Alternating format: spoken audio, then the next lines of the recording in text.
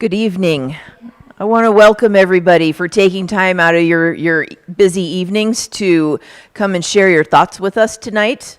I also want to extend thanks to the Kelseyville Riviera Homeowners Association for sponsoring this meeting this evening. You'll notice a group of women in teal, is that teal or turquoise? I don't know, some bluish colored t-shirt. These are our AmeriCorps volunteers, and they are going to help facilitate our small group session.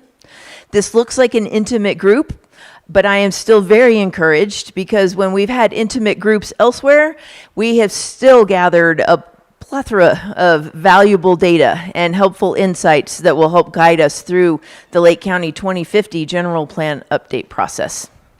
My name is Mireya Turner. I'm the Director of Community Development for the County of Lake. We also have a few of our staff members around, and they'll be helpful to answer questions as we go along. I also want to thank Supervisor Peiska for joining us this evening. It always helps to have a policymaker in the room when we're talking about community visioning. Additionally, I see a couple members of our General Plan Advisory Committee, Captain Duncan, our fire representative, and April, Leiferman, thank you. She represents the public at large for District 5. So thank you so much for spending that extra time to really dig into our local community planning. I'm having a bit of a transition because last week we had additional staff available, and I was handing the microphone over to them right at this moment. So now put on your other hat. Here we go. All right. We have a slideshow for you that has gives you a brief overview of why is the general plan and the local area plan update so important, and what does it matter to your life. After that, we will have a brief Q&A session in case you have any questions from the presentation. We will then get to the really important part of our evening, and that is breaking out into small groups. It looks like we might have 2, maybe 3 groups here, so we can shuffle around a little bit just to make sure we've got enough public members with our staff. So we want to hear from you, not our staff. So feel free to we're slinging things against the wall. You're going to have 4 different questions that I'll go over in just a moment. And I really think that it's going to be a great time. We really want to hear what you cherish about the Rivieras, what you'd like to see changed in the future. And these items will be very helpful as we continue through our process. So we'll start with the slides.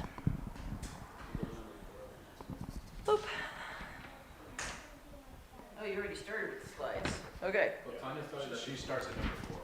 Very good. We'll start at number 4. Okay. Awesome.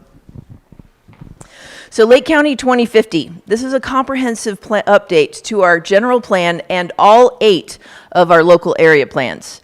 You'll see in the map behind me that the entire county is divvied up into 8 planning areas, excluding the cities of Clear Lake and Lakeport because they have their own visioning processes. The 8 planning areas, which are super tiny there, so I'll tell you what they are.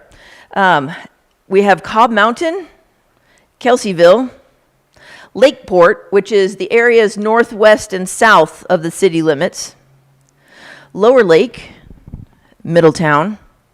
Here we are, Rivieras, which includes all of the Rivieras subdivisions. Shoreline communities, which starts in Nice, goes all the way down along 20 and ends up past Clear Lake Oaks and includes some parts of unincorporated areas of Clear Lake. And then you zoom back up to the top of the lake, and we've got Upper Lake and Nice in their own area plan. The update will also include environmental review through a draft EIR. And additionally, on the same timeline is the preparation of a climate adaptation plan. So this is really exciting because we're working on studies that are going to support that climate adaptation plan that will talk a lot about the ways that our communities have been impacted by climate. And we'll start focusing on options, plans, and goals that will help us to have more resiliency in the future. Next slide, please.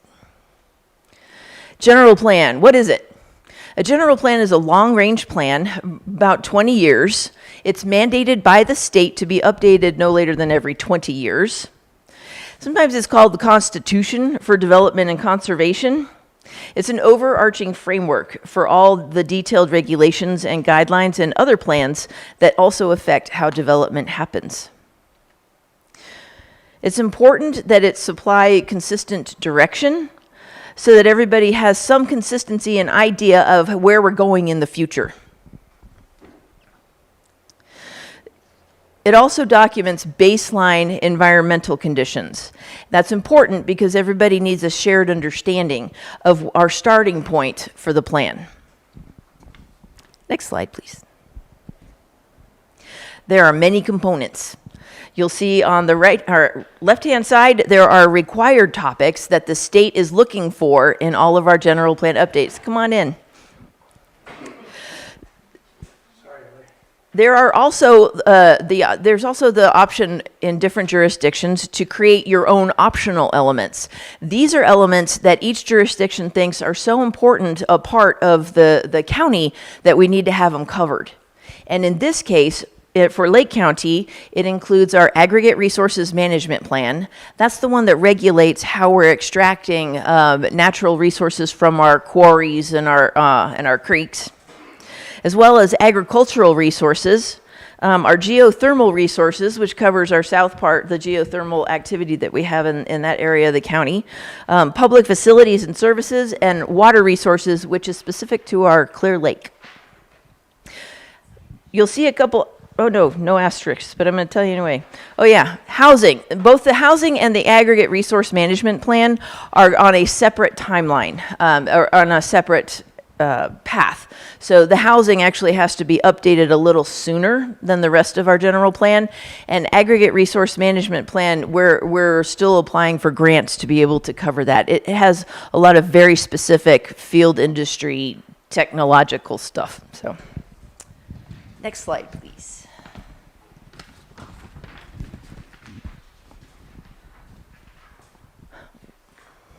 What are our local area plans?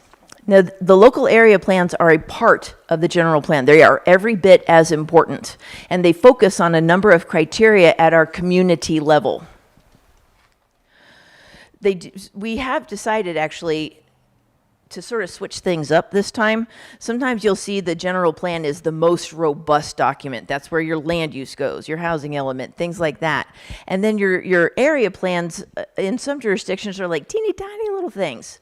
But as everybody knows, our local area plans had gotten very outdated by the time it was time to get started on our general plan update.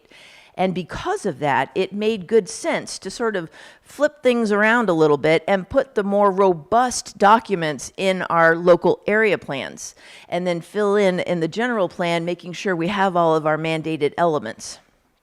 So you'll see them, oh, wait. Next slide, please. Okay, so you'll see how they're broken up. On the left-hand side, we've got our county-wide elements. Health and safety, noise, geothermal, agricultural resources, water resources, housing, and the aggregate resources management plan. But then over on the local area plans, you'll see land use, which is usually the meatiest part of it all. Circulation, so we're looking at transportation issues, open space, conservation and recreation, environmental justice, which we'll cover in a slide in just a moment, public facilities and services, and economic development. And at that very bottom part, you'll see the special study area with the two little boxes next to it. Special study areas, and there can be up to 4 in each planning area. These are more detailed policy and design guidelines for certain like little micro parts of a local area plan. So like in the shoreline communities area plan, we have a few of them where the previous area plan, local area plan committees had decided they wanted to sort of create community centers. And so they created this one project area, the Strand, the Promenade, where they focused a lot of the community zoning then, or the community commercial zoning. And so that's kind of what a special area is. Next one, please. Excellent. Land use map. Okay, this is the beefy part. This usually gets most of the attention. And it's the most interesting part to a lot of people who don't usually, live and die by planning like me. So the reason why land use is so important is because this is actually the regulations that guide people, and they tell you what you can do to develop your property in different ways. So this is it also adds basic parameters of how densely or intensely land use can be developed through either your land cover ratios or the number of houses you can build, that sort of thing. The general plan land use map, which, looks a lot like that, is also the guideline for the future zoning map. And the zoning ordinance and the zoning map is where we start getting into like serious nitty-gritty regulations that sort of enforce or roll out the vision that is expressed in the general plan land use map. So where you see sort of low density residential in the general plan land use, you're going to see R1 in the zoning ordinance. Where you see industrial, you're going to see our M's, our service commercial or our industrial zoning maps reflected. Those two must correspond. They must be synthesized and consistent. Next slide. Okay. Environmental justice element. This is a new element required by state law. And you can think of it as the basic right of everyone to live, work, go to school, play, and worship in a clean and healthy environment. State law recognizes low-income communities, communities of color, and tribal communities have experienced a combination of factors with results that today causes them to struggle with both a disproportionate burden of pollution and health impacts, as well as disproportionate social and economic disadvantages like poverty or housing instability. Communities in California facing that specific combination of challenges are termed disadvantaged communities. And under state law and the focus of the general plan environmental justice element, the goal is to improve the conditions in those communities. I wanted to make sure I got that exactly right. This was how the previous staff who actually made this PowerPoint slide, she really nailed it there. So sorry if I'm reading to you. Next slide, please. Local area plans. These are part, again, of the general plan that focus on more localized planning areas. So these are community-level visioning documents.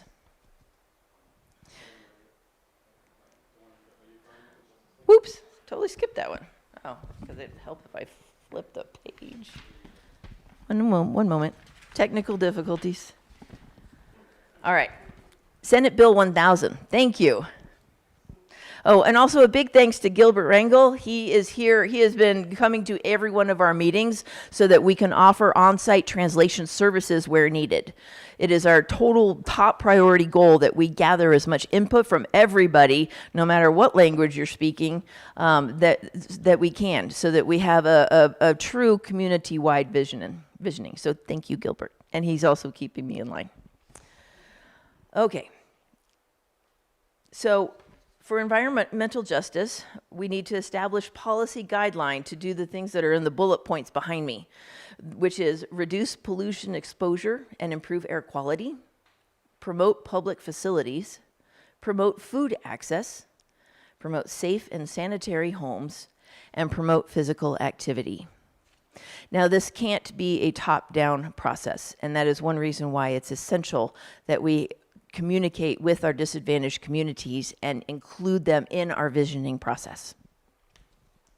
Next slide, please. So how do general plan and local area plans affect you? I kind of covered it. I was jumping around a little earlier, but our general plan land use map and our local area plans affect us every day. It tells you what the community sees as a future option for developing certain or pretty much all of our parcels. It talks about how our roadways are designed and improved, if we have a park here or there, and how it's maintained. It also helps tell us how to reduce and mitigate the risks to your property from hazards. And it also talks about how cultural resources and natural resources are to be conserved. Next slide, please. Oh, that was the list I just read you. Next slide, please. Environmental review. The draft of the general plan and all 8 local area plans together will undergo environmental review that covers and describes the potential impacts on these new plans that we're doing. It also talks about alternative land uses, and it also identifies ways to mitigate or reduce significant impacts to being less than significant. Now, this is another public document, just like our community visioning documents are. And so throughout the EIR process, the environmental impact report preparation process, there will be a number of opportunities for the public to comment, whether it be the scope of the EIR, which we had an early meeting early on, or anything within that EIR.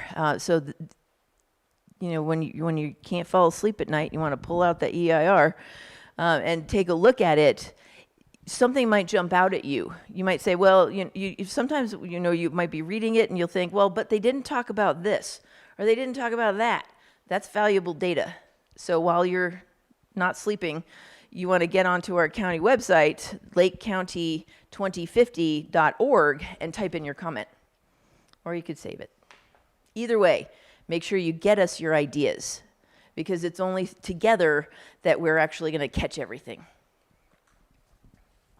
Also, a public review, the initial 30-day scoping period, was where people came to our meeting to see what we were going to analyze and told us things that we were missing.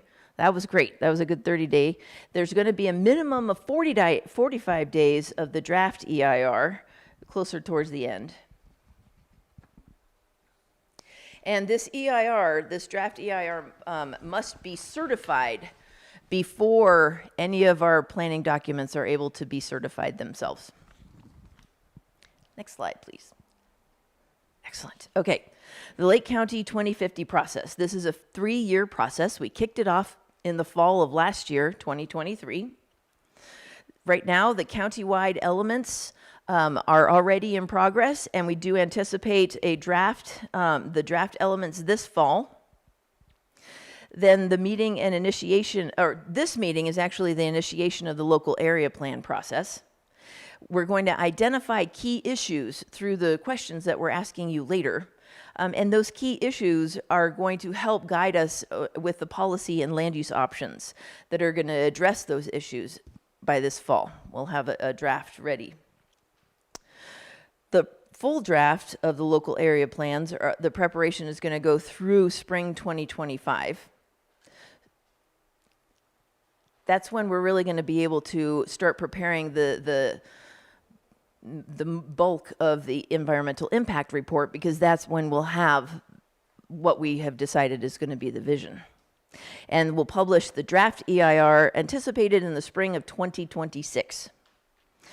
That goes through public review, as well as the Planning Commission and the Board of Supervisors, with hopefully an anticipated adoption by the fall of 2026. Next slide, please. There are quite a few ways that we want you to participate. This is the best first start, coming to our local area plan community workshop. We're also going to have stakeholder focus group meetings, and we're going to figure out what stakeholders, we haven't fleshed that out yet, because what we're doing is listening to what the important key issues are as we're going through this first round of our local area plan community workshops. And we're going to find the areas of expertise that address those key issues. Those will be our stakeholder meetings. We have general plan advisory committee meetings. It's a appointed body of 15 members that have 5 meetings through the entire process. Those are public meetings. Planning Commission meetings, Board of Supervisors meetings. Additionally, back to that website, lakecounty2050.org. There are surveys there right now. You can sign up for a notification list to get our e-blasts, which we promise won't be all the time, as well as anytime you have a comment that can go there. And our upcoming events are also listed on that website. And then there was one other detail that didn't make the slide because it actually came afterwards. The Board of Supervisors, a couple meetings ago, established local area plan advisory committees. Now this is one committee per planning area. So 8 committees, 9 members on each committee. That would be an excellent way if you're interested in really talking together about where do the community growth boundaries going to go. So that's where's our infrastructure planned, like our municipal water and wastewater. Where are we planning that to go in the next 20 years? Do we want to change our design guidelines for how our businesses look? Things like that. That's where the local area plan advisory committee, or a LAPAC, is really going to get involved. We will, we do have applications there. Yep, Tammy's being Havana. There we go. Applications up at the front table. Please feel free to apply. We're going to collect applications through the end of May with board appointments in mid-June. Next slide, please. Before we break for Q&A, or the question and answers on anything I just covered, I want to go over again just what we're going to be doing after that, which is breaking into our small groups. Next slide, please. Oh, good job. Thank you. So these are the 4 questions we're going to cover. The first one is, what is it that you really cherish about this community? What do you want to see preserved? The second one, what do you like to see changed in our community? Where are our needs? Where are our challenges? The next one after that is thinking about the land use mapping that we have for the Rivieras. Do you have any changes that you want to see in the way that land is designated? This could be more commercial, less commercial, higher density housing, lower density housing, things like that. And then lastly, taking a look at the overall boundaries of the Riviera's area plan. Do you feel that that still accurately represents the Riviera's community today? So those are the questions that our facilitators are going to help you through. And with that, if anyone has any questions on what I just presented, Tammy has a microphone.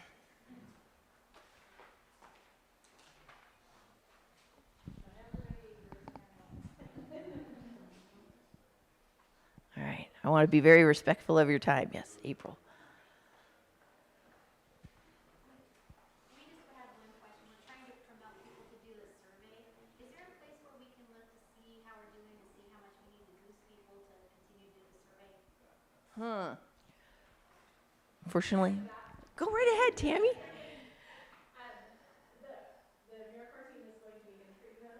Tammy, turn your mic on. Mike's not on. Okay, the AmeriCorps team is going to be entering those, and we just made this handy dandy. Instead of a thermometer, it's a hiker climbing up a hill. So that will be available after today. It may not assist you in goosing particular residents. However, what I think would be awesome is just continual encouragement in your newsletters. Make sure that it's got that QR code to make it as easy as possible for people. If they just have 2 minutes, can just go onto that website and get that done. That'd be awesome. And we have cards here today, too, if you wanted to take a couple. Mm-hmm. Anybody else? All right, we're going to have 45 minutes for our small group, and we will... Oh, right. So at the end of those 45 minutes, we'll come back together and report back by table or by group so that we can make sure we're capturing everything that people covered. Good idea. And please pick a spokesperson that is not our staff, because we, again, want to really hear from you. Please pick a spokesperson for your group to report back when we get into back into our large group. And also, we have ways to advertise with our license plate holders, which has our lakecounty2050.org website. And I love Lake County on the bottom. So feel free, take one, take two, share them around. We'd love to see them as we're driving around the county. And with that, Shannon will help us. These two tables here, and maybe we could get just a, and then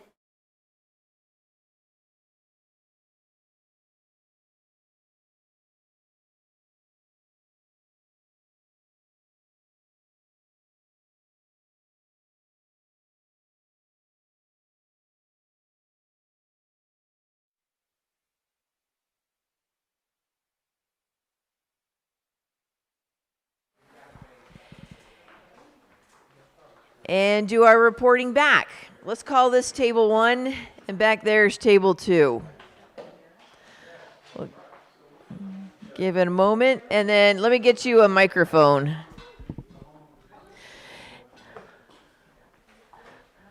Okay. Nope, we're right here first. George. Excellent. Okay, George, so for the items we want to preserve, what we love about the Rivieras. The lake is number 1, just to make it a little bit more usable. Let's see. Peaceful, okay, clean air. This is things that we like, the views, the rural aspect of it, easy access to the market, the small town feel. Those are things that we like. Good. All right, and then number 2, what we'd like to see change. Challenges. These are challenges. Okay, so fire insurance is going to be, it's an increasing problem. Let's see, the pesticide, herbicide regulations going into the lake, things like that. We're very concerned about the pollution, that the lake is becoming less usable, and it is the heart of our county. We need a better evacuation plan and signage. There are a lot of dead ends and so forth in this community, so people turn away from the fire and they get stuck down a dead end, they're trapped. So signage would be big. Roadside clearing, the vegetation and so forth, similar to what's going on along H.O.A. Bay, but I know that's already going, but to get an extended plan to keep that going and working out throughout the community. The road conditions in this area need major help. They, I think the term we used was suck. And then, let's see, map changes, things we're looking at. We have no parks here in this community, and that's really kind of our biggest ask right now. We're looking for kind of a family park, more of a family environment within the community. Let's see, the former golf course seems to be a good place. We had the old marina. Neither of these were our use by permission from the owners at the time, but that's gone away, and we're trying to find new park areas. We're looking also park-wise, something that's more of a big family area that might have a soccer field or something like that, might have some shaded areas, hiking trails, things like that. Is this all still part of the same? A bark park, maybe it's pickleball, maybe it's a sport court, those types of things. What else we've got? These are... we were talking, possibly a little bit more some of the conveniences of a hardware store or something like that. A pharmacy might be good. Let's see. Let's see. I don't know if, maybe more fire, but I think we're fortunate to have it. Maybe up in the Buckingham end to revitalize that fire department. I don't know. There's a lot of, I guess, cars being abandoned up in that. There's an area up in the north by H.O.A. Bay. Yep, that's a problem. That's public dumpsters was mentioned. That's it so far. And I think that's it. Oh, boundary changes we just talked about, possibly adjusting to bring, the Point Lakeview? Yeah, possibly to bring that down to include a little bit more of that in the Riviera's boundary. That's it. Awesome. Thank you very much. Thank you.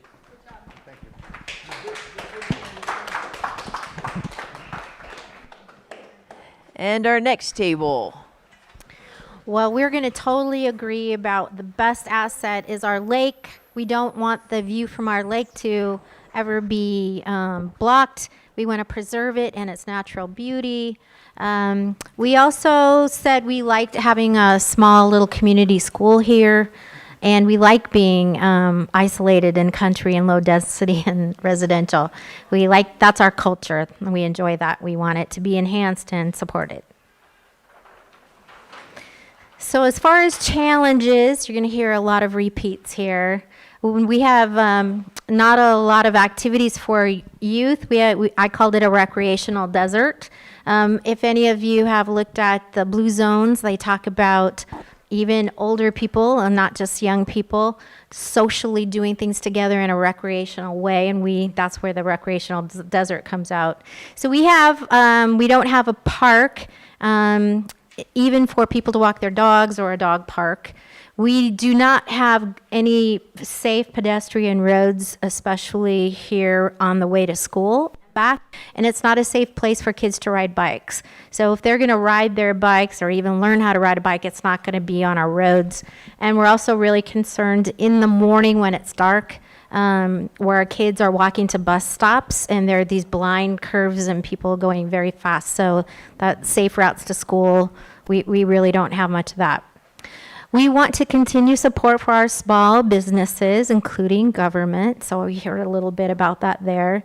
And we're also worried about the lack of emergency ingress and egress, especially when we have to evacuate for fire issues, wildfire, and we want wildfire mitigation. Road maintenance also came up, and we didn't use the S word over here, just pointing that out to our little group. Quietly, though. Transition from public to private and county land maintained. So we talked about the roads as well. That was the discussion there, where we have public roads, we have private roads. People don't understand the difference and how they're maintained. Map changes.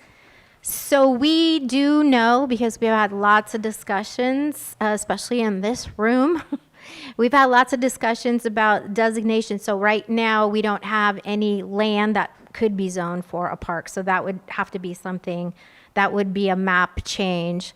And we took a look at these maps where there's really some county-owned land and maybe some privately owned land we could look at, and some residential development, talking about some of that and maybe declaring it surplus, so that we could use the land, or maybe some trade.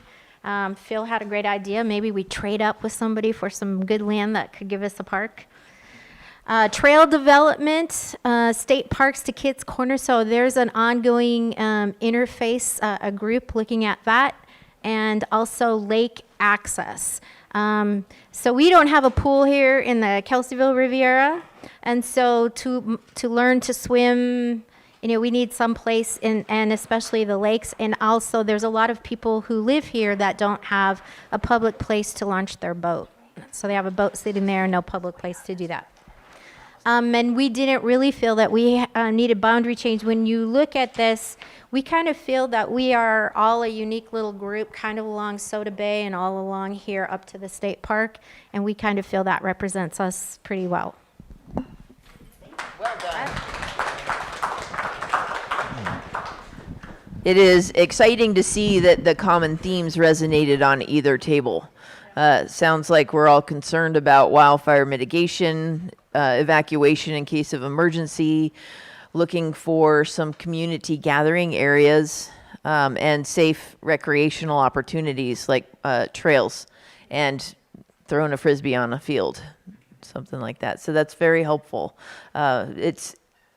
It's very helpful in the community visioning period when there seems to be consensus already amongst the community as to what the priorities are.